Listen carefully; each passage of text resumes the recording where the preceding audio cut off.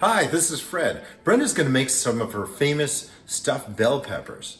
And I've shown in some other videos when she was like finishing them and all that, but she's going to make them tonight and I thought, let's actually show how she does this, okay?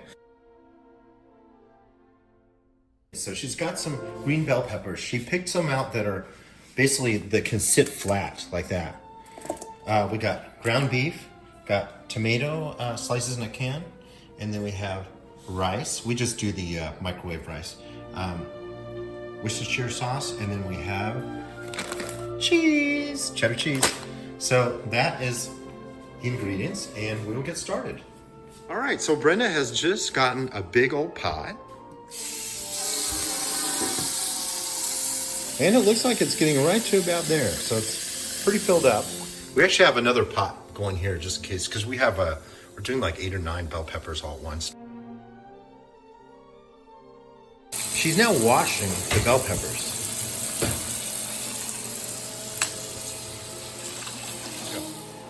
Okay, now I'm cutting around the top, and you got to be kind of careful. If you cut too much off the top, then when you boil them, they start splitting like open. So you want this middle to be right around the edges. Just maybe enough to get maybe a spoon or your hand in there, depending on how big the bell pepper is.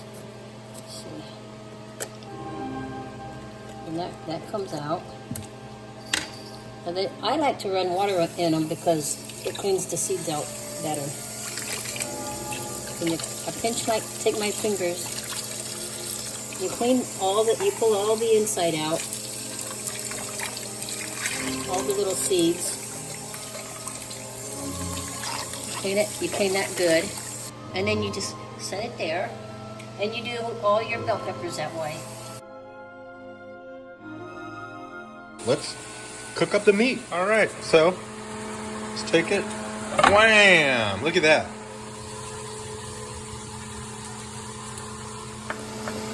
That's a lot of meat.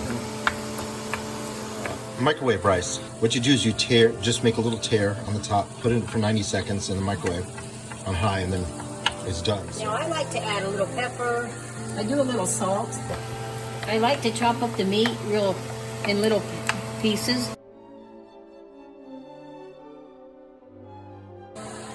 All right, it's time to put the bell peppers in.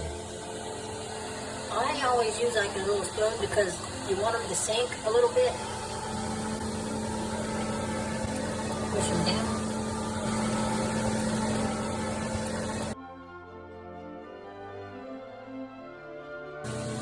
And you put all your stuff here, get it ready. So now it's time to add. And I always just add it slowly as the meat cooks a little bit more. Now I'm going to pour the whole can in. That's the diced tomato. That's the diced tomatoes. What's coming along? Worcestershire sauce.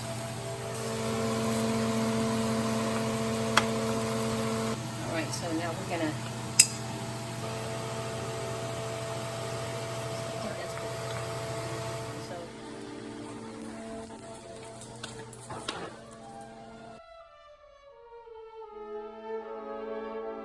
And here's our oven.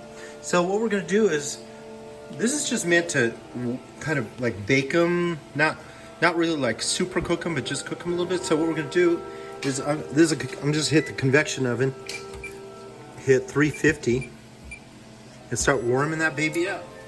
Now I want to show you something that I actually thought of. I have to take credit for it. When she would drain out these bell peppers, she would put them on paper towels. What would happen is, sometimes they would like kind of lose their shape. So I thought, what about those like juicers, like hand juicers? So what it is, I went on Amazon, I found these, which like serves this purpose perfectly. Look at that. So you can like lay them upside down, put them upside down, and they just drain without losing their shape.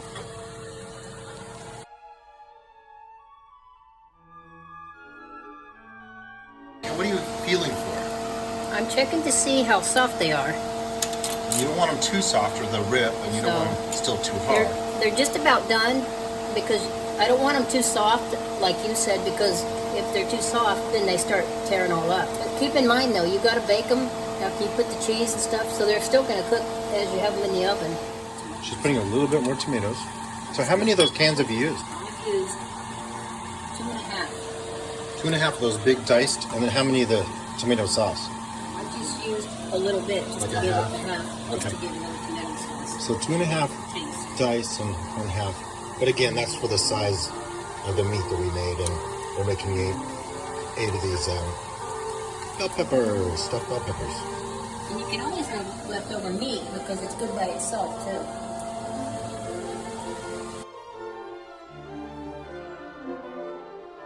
See, it's kind of hard to get them out because you don't, like I said, you want to lift them out and with the water, drain the water out as you're lifting them. Otherwise, they're going to rip all up. So we're going to take this and we're going to use my new bell pepper drainers. Let's see if that's soft enough. Yeah, I think that's good. They're not brand new. We used these last like 2 or 3 times. Want the water to drain out. Remember, the water is scalding hot.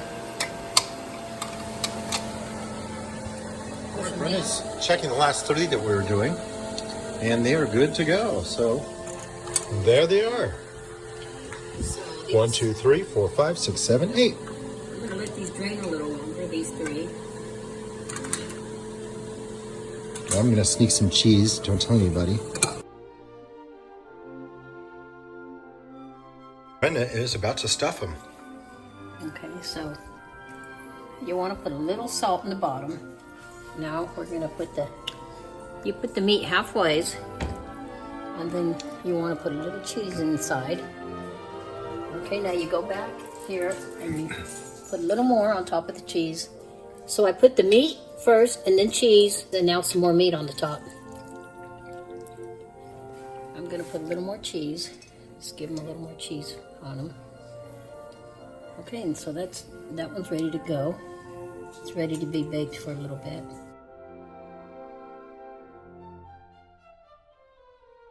Brenda has 2 more to do still, but she's going to put tinfoil over it. We're using these casserole dishes.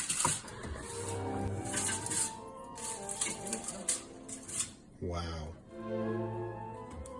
Okay, so we have had the oven at 350 for 30 minutes. So it's looking like they're probably about ready. Now you'll need to let them cool down because obviously they'll be really hot. Okay, let me come around this side. Yeah, look good. I put a lot of cheese Yeah. because I love cheese. There you go. Brenda's not even from Wisconsin either, and she still loves cheese. There's 6 of them. The other 3 are still cooking in the oven over there. All right, so how hard was it to make them? It was easy.